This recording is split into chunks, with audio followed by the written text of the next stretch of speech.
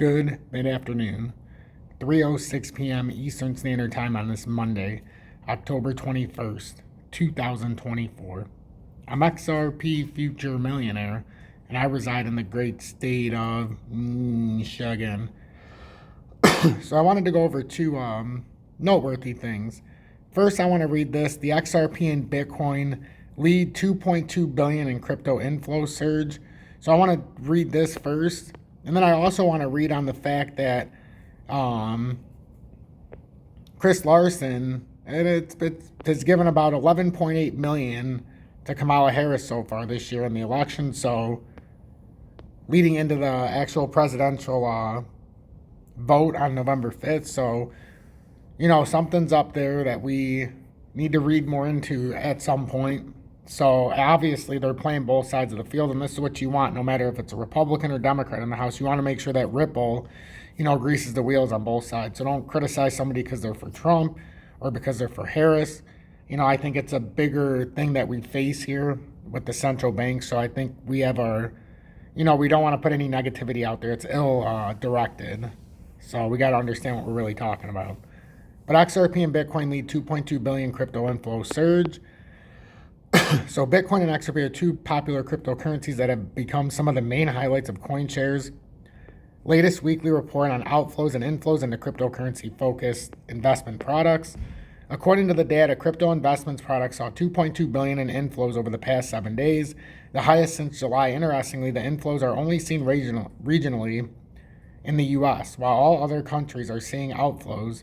CoinShares analyst James Butterfield attributes this to the upcoming U.S. political events in November, which are also affecting inflows into cryptocurrency-focused investment products. So at the same time, however, ETFs centered on XRP have also seen inflows, and despite the comparatively smaller figure, it is significant that inflows into them have been steady for many weeks now, meaning that the trend is continuing and money is flowing into XRP. So you can see Bitcoin weekly inflows, 2,134, yada, yada. You can see XRP there as well. So as a result, 26 million has already flowed into XRP ETP since the beginning of the year. And some of the major players in the ETP market have started talking about launching an XRP exchange-traded fund. Bitwise has applied for regulatory approval for such an instrument, suggesting that while there is demand for XRP ETFs, supply is very limited and there is an urgent need to create them. How this story plays out remains to be seen, but given the trends that the latest reports show, it would not be surprising to see the XRP ETF soon join Bitcoin and Ethereum in the crypto investment arena. So that's one thing. If you appreciate that, make sure to hit that like button so we can get through the algorithm. Just by hitting the like button, YouTube will recommend this video, and that means we'll get views from the recommendations, and that'll mean more people will find our community. And even if you're not a subscriber, or if you are a subscriber, just by hitting that like button, it'll ensure that YouTube, if I'm recommended, they'll play it through the news feed. So you'll be able to see my content, or you'll be able to find it for the first time. So it's very, very important. And then billionaire Ripple founder has given more than 11.8 million to Harris campaign. So fresh election data show, I don't want to do the key points, I'd rather read.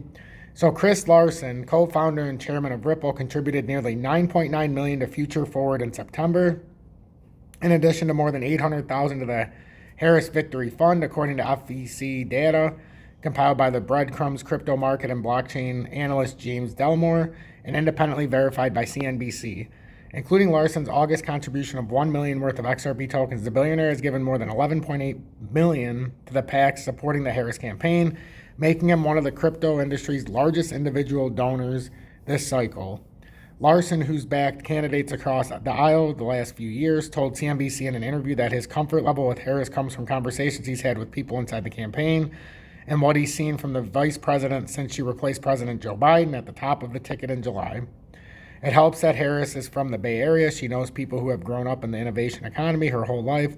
Larsen previously told CNBC, so I think she gets it at a fundamental level in a way that I think the Biden folks were just not paying attention to, or maybe just didn't make the connection between empowering workers and making sure you have American champions dominating their industries.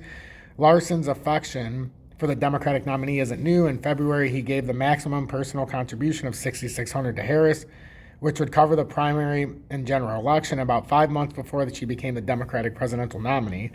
Federal Election Commission filings show At the same time, he contributed $100,000 to the Harris Action Fund PAC. Larsen, 64, has a net worth of $3.1 billion according to Forbes, primarily from his ownership of XRP and involvement in Ripple, which provides blockchain technology for financial services companies. He's part of the industry that became suddenly prominent in political fundraising. Though more heavily in support of Republicans, nearly half of all the corporate money flowing into the election has come from the crypto industry, according to a recent report from the nonprofit watchdog group Public Citizen. The Trump PAC has raised about 7.5 million crypto donations since early June. Fairshake, which is one of the top spending PACs this year, is targeting close house races. The committee gave out nearly $29 million in September. Of that sum, $20 million went to 2 affiliated PACs, $15 million to Defend American Jobs PAC, a single-issue committee focused on cryptocurrency and blockchain policy that favored Republicans, and $5 million to Protect Progress, which has only supported Democrats.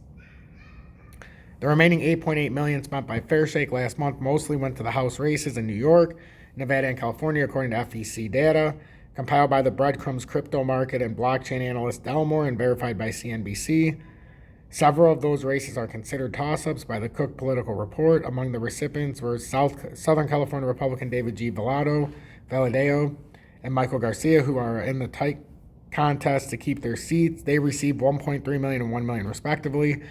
For the 2024 donations or cycle, political donations from our supporting the crypto industry reached around $190 million, and so far crypto groups have spent over $130 million of that cash and congressional races for this year's election, including the primaries. Make sure to hit that like button. A lot of money going in for this election, good or bad. It's going to unfold November 5th.